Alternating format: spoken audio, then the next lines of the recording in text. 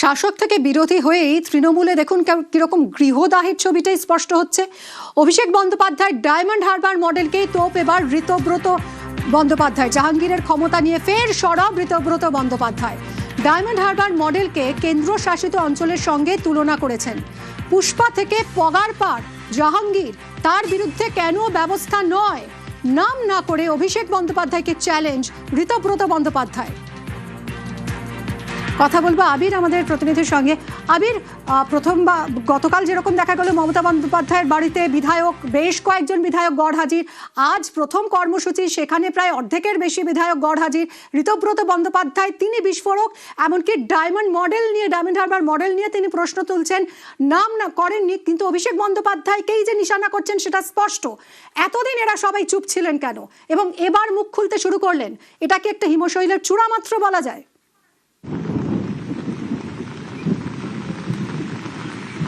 একেবারেই সেটা বলতে পারা যায়। এরা অনেকেই মুখ খোলার পরেই প্রশ্ন তো অবশ্যই আসবে যে তারা এতদিন কেন মুখ খুললেন না, বা তারা যে অভিযোগগুলো এখন যেটা করছেন সেই অভিযোগ তো বিরোধীরা করছিল গত কয়েক বছর ধরে, ফলে তখন কেন তারা দলের অন্দরে সেই প্রশ্নটা তুললেন না। যদিও সেই প্রশ্নের উত্তরে একাধিক বিধায়ক যারা প্রকাশ্যে সংবাদ মাধ্যমের ক্যামেরার সামনে এসে বলছেন বা যারা আড়ালে বলছেন, তাদের বক্তব্য এতদিন পর্যন্ত দলের মধ্যে যে পরিস্থিতির শিকার তাদেরকে হতে হতো, বিশেষ করে তারা বলছেন যে প্রত্যেক কটা কথাতে যেভাবে আইপ্যাকের মধ্যে দিয়ে যেতে হতো এবং আইপ্যাকের অপেক্ষাতেই তাদেরকে তীর্থের কাকের মতো কার্যত বসে থাকতে হতো। কখন তাদের বড় কর্তারা তাদের ফোন ধরবেন, কখন তাদের বক্তব্য গিয়ে পৌঁছবে এবং সেই বক্তব্য কখন পৌঁছে দেওয়া হবে দলের শীর্ষ নেতৃত্বের কাছে।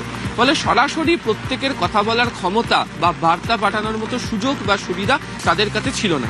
কিন্তু তারা মনে করছেন যে বর্তমান পরিস্থিতিতে দাঁড়িয়ে আর মুখ বন্ধ করে রাখাটা উপায়ের মধ্যে পড়ে না। তারা মুখ বন্ধ করে থাকতে চানও না এবং তাদের বক্তব্য যে ঘটনাগুলি ঘটে চলেছে, যে সেই ঘটনাগুলি নিয়ে একজন বা দুজনের যে আচরণ, তার জন্য বাকিদেরকে কেন সমস্যার মধ্যে পড়তে হবে। যেমন জাহাঙ্গীর ইস্যু নিয়ে সে কারণেই তারা সরব হতে শুরু করেছেন। তুমি যার নাম বললে ঋতব্রত, তিনি তৃণমূল কংগ্রেসের শ্রমিক সংগঠনের নেতা ছিলেন এবং তাদের বক্তব্য যে বিভিন্ন কাজে ফলতার মতো জায়গাতে শ্রমিক সংগঠনের কাজ চালাতে গিয়েও সেখানকার যাদের সংগঠনের লোক ছিল তাদের সহযোগিতা চাইলে তারা প্রত্যেকেই জাহাঙ্গীরের ভয়ে সিঁটিয়ে থাকতেন এবং তারা বলতেন যে ওটা এমন একটি অংশ, জাহাঙ্গীরকে না ছুঁয়ে বা জাহাঙ্গীরের সঙ্গে কথা না বলে কোনো কিছু করতে পারা যাবে না। আবার জাহাঙ্গীর বাকিদের সঙ্গে কোনো কথা বলতেন না। তুমি জানো যে গতকালই কুণাল ঘোষের বক্তব্য ছিল যে রিল বানিয়ে বস বস বস এরকম একটা আচরণ তৈরি করা হতো, ফ্যান ক্লাবের কালচার তিনি শুরু করে দিয়েছিলেন। এবং আজকে ঋতব্রতর বক্তব্য যে তিনি তো কোনো ক্যাবিনেট মন্ত্রী ছিলেন না, কেন্দ্রীয় সরকারের কোনো পদাধিকারীও ছিলেন না, কিন্তু তিনি গোটা জায়গাকে কার্যত একটা কেন্দ্রশাসিত অঞ্চল বানিয়ে রেখে দিয়েছিলেন। ফলে তিনি যে আচরণ করেছিলেন এবং তিনি যে আচরণ গতকাল পর্যন্ত করলেন, তার দায় বাকিদেরকে কেন নিতে হবে, সেই কারণেই তারা এখন মুখ খুলতে শুরু করেছেন। এরকম অনেকেই রয়েছেন যারা মনে করছেন যে এই মুহূর্তে দলের মধ্যে তাদের কথা শুনতে হবে এবং তারা দলের কাছে তাদের এই বক্তব্য তুলে ধরবেন। যদি দল তাদের কথা না শোনে, তাহলে পরবর্তী সময় তারা অন্য কোনো রাজনৈতিক সিদ্ধান্ত গ্রহণ করবেন। ফলে যে মুখ খোলা শুরু হয়েছে বা যে বক্তব্যকে অভিযোগের আকারে তারা তুলে ধরছেন, সেটা সত্যি হিমশৈলের একটা ছোট্ট অংশ মাত্র। সঙ্গে থাকো আবির। দূর থেকে জাহাঙ্গীরকে দেখে কোনো ক্যাবিনেট পর্যায়ের কেন্দ্রীয় মন্ত্রীর থেকেও বড় কেউ কেটা মনে হতো। ভাব মানে সাংঘাতিক একটা ব্যাপার। ফলতায় কোনো একটা কাজ, ফলতা ইকোনমিক জোন, কোনো একটা ন্যায্য জিনিস হচ্ছে না, আটকে রয়েছে। যখন কোনো নেতৃত্বকে অনুরোধ করেছি, ও বাবা বলছে ওরে বাবা এটা কেন্দ্রশাসিত অঞ্চল আর জাহাঙ্গীরের বাইরে কিছু হবে না, ওর মধ্যে ঢুকতে পারবো না। এই যে স্পেশাল একটা মডেল, যে একটা মডেলকে রিপ্রেজেন্ট করছে, ডায়মন্ড হারবার মডেল। হ্যাঁ, ডায়মন্ড হারবার মডেল বা ওটা অনেকে মানে ওখানে সাধারণ লোক বলেন কেন্দ্রশাসিত অঞ্চল। বিধায়ক নন, এলাকার নেতা তিনি। 1,68,000 একটা অ্যাসেম্বলি সেগমেন্টে লিড দিয়েছেন। সেই জন্য হয়তো তিনি বলেছিলেন পুষ্পা ঝুঁকে গেলেই, তা সেই পুষ্পা একেবারে শুকিয়ে ঝরে পড়ে গেছে। এই প্রশ্ন উঠবেই যে এত প্রিভিলেজড একজন, তিনি পার্টির পেছনে ছুরি মারলেন, তারপরও তাকে কেন তার বিরুদ্ধে ব্যবস্থা নেওয়া হবে না? একটা নিন্দা করে খালি দায় ঝেড়ে ফেলা হবে? তাহলে জাহাঙ্গীরকে কোথাও কি এখনো রক্ষা করার চেষ্টা হচ্ছে?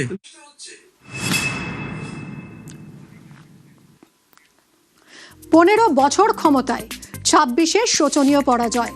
শাসক থেকে তৃণমূল এখন বিরোধী হতেই সংসারে অশান্তি শুরু। দলকে একজোট রাখতে গতকাল কালীঘাটে বিধায়কদের বৈঠকে ডেকেছিলেন তৃণমূল নেত্রী। সেখানেই বেসুরো দলের বিধায়করা। ফলতার পুনর্নির্বাচনের আগে সরে দাঁড়িয়েছেন তৃণমূল প্রার্থী জাহাঙ্গীর খান। আর সেই নিয়ে মমতা অভিষেকের সামনেই প্রশ্ন তোলেন ঋতব্রত বন্দ্যোপাধ্যায়। জানতে চান কেন বহিষ্কার করা হচ্ছে না জাহাঙ্গীরকে।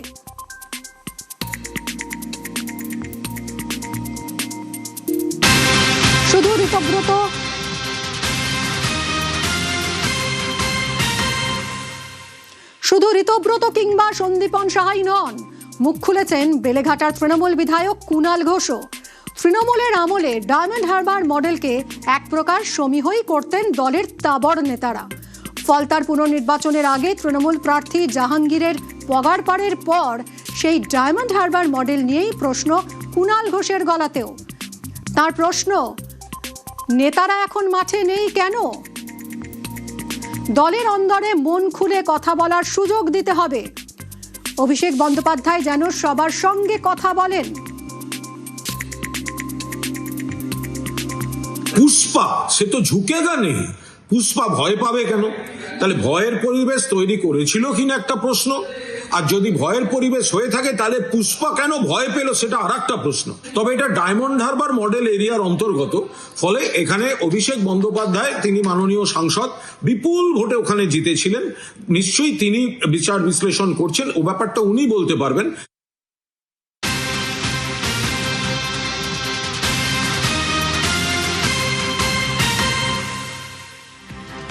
দুর্নীতি দেখেও তৃণমূলে চোখ বন্ধ ফর্মুলা।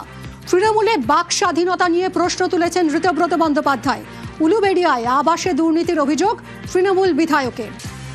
ভোট কুশলী সংস্থা আইপ্যাককে নিয়েও এসেছিলেন অভিষেক বন্দ্যোপাধ্যায়। দুর্নীতি নিয়ে কথা বলতে দিত না আইপ্যাক, এরকমই অভিযোগ ঋতব্রতর।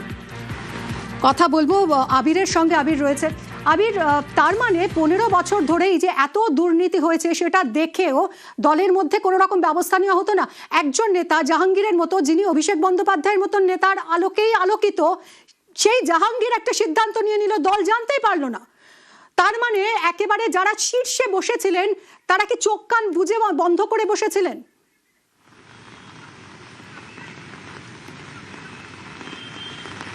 দুটো প্রসঙ্গের কথা তুমি উত্থাপিত করেছো। প্রথমত হচ্ছে যে এই যে উলুবেড়িয়ার পুরসভা এলাকার আবাসের যে প্রসঙ্গ নিয়ে আজকে ঋতব্রত সরব হয়েছেন। তুমি জানো যে আবাসে কেলেঙ্কারি নিয়ে বর্তমান শাসক দল যারা, তারা যখন বিরোধীতে ছিল বা বাকি বিরোধী রাজনৈতিক দলগুলো বারবার ধরে সরব হয়েছিল এবং একাধিকবার যখন কেন্দ্রের তরফ থেকে আবাসের দল পরিদর্শনে আসতো তখন রাজনৈতিকভাবে তৃণমূল কংগ্রেস তার সমালোচনা করত এবং তারা কেন্দ্রীয় বঞ্চনা নিয়ে সরব হতো।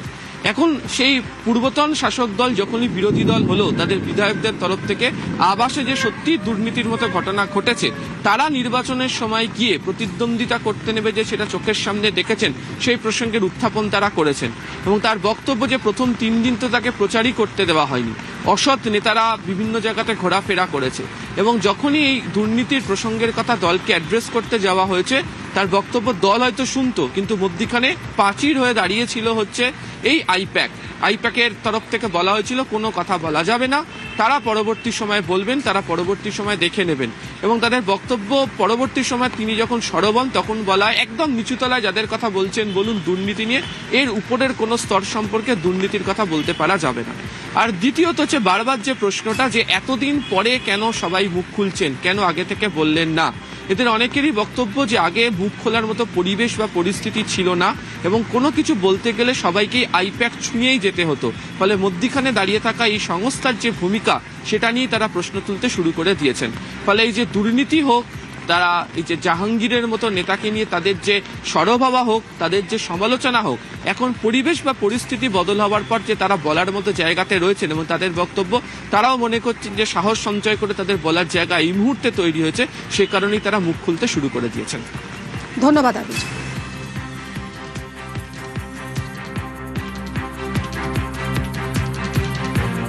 সাধারণ মানুষ বলছেন, একেবারে আঙুল তুলে বলছেন যে এই নির্দিষ্ট লোকটি বা এই নির্দিষ্ট লোকগুলো এরা হচ্ছে একেবারে মাথা থেকে পা পর্যন্ত দুর্নীতিগ্রস্ত।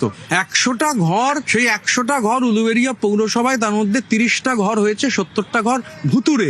আমি এই কথা বলতে পারবো না পার্টিতে? তদন্তটা তো করা দরকার ছিল, আমি পার্টিকে জানাবো। পার্টি যদি এরকম দুর্নীতিগ্রস্ত যারা আছেন, মাথার উপরে বসে আছেন 2-4জন, তাদের বিরুদ্ধে ব্যবস্থা না নেন, কতদিন অপেক্ষা করবেন? আমি দিন 15 নিশ্চিতভাবে অপেক্ষা করব। একদম তথ্য প্রমাণ রয়েছে যে বাড়ি অ্যালটেড হয়েছে সে বাড়ি নেই। আইপ্যাকের যারা দায়িত্বে ছিলেন তারা আমায় সাজেস্ট করেছে এই দুজন দুর্নীতিগ্রস্ত সম্পর্কে আপনি সরব হন, কিন্তু তার ওপরে যে দুর্নীতিগ্রস্ত আছে তার নাম বলবেন না। তাহলে কি দুর্নীতিগ্রস্তদের আড়াল করার একটা মেকানিজম? আমি এই ব্যাগেজ নেবো না, আমি এই দায়িত্ব কোনোটাই নেবো না। তৃণমূলে গৃহদাহ, হারের পর এখন মুখ খুলছেন তৃণমূল বিধায়করা। দলে খোলা মনে কথা বলার পরিবেশ চান সন্দীপন ঋতব্রতরা। দলের মধ্যে একটা পরিবেশ তৈরি হতে হবে যেখানে সবাই খোলা মনে কথা বলতে পারবে, কারণ অ্যানালিসিস করা খুব দরকার। আমরা যদি অ্যানালাইজ প্রপারলি না করতে পারি যে কি কারণে মানুষ আমাদের থেকে দূরে সরে গেল, তাহলে আগামী দিন আরো বিপদের সম্মুখীন হতে হবে। আইপ্যাক আমাদের সাথে কাজ করে আমরা তো কাঙ্ক্ষিত ফলাফল পাইনি। বুঝতে হবে যে একটা পার্টিকুলার মডেলে আমরা কাজ করার চেষ্টা করেছি, সেটা আমাদের সফলতা দেয়নি। যখন দেয়নি তখন মডেল চেঞ্জ করে আমাদের আবার মানুষের কাছে পৌঁছতে হবে।